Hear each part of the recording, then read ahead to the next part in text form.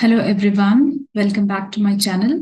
In today's session, we will be learning the algorithm factorial computation. Now, factorial computation is an algorithm which we would have seen very often, especially when we are beginning to learn any programming language. We will usually create a program for factorial computation. So today, let us go ahead and see what is the logic for building a factorial computation logic. All right. So first, let us see what is the problem statement. So we have a problem statement that given a number n, compute n factorial. And as we all know that n factorial is written in this way, where n has to be always greater than, or it can also be 0. So whenever we talk about factorial computation of any given number, in our case, for example, let us take as 5. So 5, if I'm taking, I have to compute the factorial. Then we all know we will calculate it in this way. I will take 5 into 4 into 3 into 2 into. So if I have to write a logic for this, how to calculate it, first thing we should know that we should read the value of n. So once I read the value of n, if you observe this calculation, what I'm doing is I'm keeping that number n and then I am multiplying it with n minus 1. Then I'm multiplying the whatever the value I'm getting, that with minus 2, then minus 3, then minus 4. Now, I can go on, that is n minus 5, n minus 6, but where am I supposed to stop it? That is when my n reaches 1, which means if at all I'm writing a logic, first thing is I will make sure that while my n should be always greater than or equal to 1. If it is true, then what I can do is I can take a variable, for example, which will store this value, whichever I'm multiplying. In our case, I can take it as f or fact as a variable. And in this fact, what I will store is I will go on multiplying the values. So initially fact, I can keep it as 1 because factorial, if I'm starting a multiplication, since it is a multiplication, I will start at 1. I cannot start with 0 because as soon as I multiply it 0 with anything, I will get the value 0. So I can start with 1.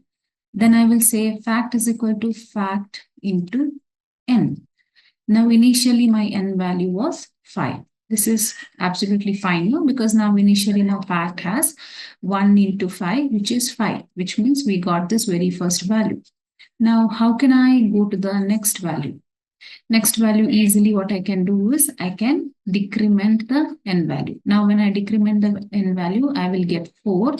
Now, this loop, I can iterate, which means when decrement n, I'll come back here and I will check whether my n is greater than or equal to 1. In our case, yes, 4 is greater than or equal to 1. Hence, I will continue. I will multiply again. So now I have 5 in my fact. So once again, I'm saying fact is equals to 5 into n, which means n value is nothing but 4, which is, of course, now I am writing it as 5 into 4. That is what we wanted in this case. All right. So I will get 20 here. Now fact has the value 20. Next, what am I doing? Once again, I'm decrementing, which means I'm coming over here. So now n value is reduced to 3. Once again, I will check it, whether it is greater than or equal to 1. Yes, it is greater than 1. Hence, I can go ahead and multiply fact is equal to fact. Now fact value is 20. Hence, I will multiply it with 3 and I will get 60. Okay, now the fact value is 60. Then next statement is decrease n, hence I will decrease the n value. Now once again, I'll come back and check for the while loop whether it is the latest n value, whether it is greater than or equal to 1. Yes, it is greater than 1.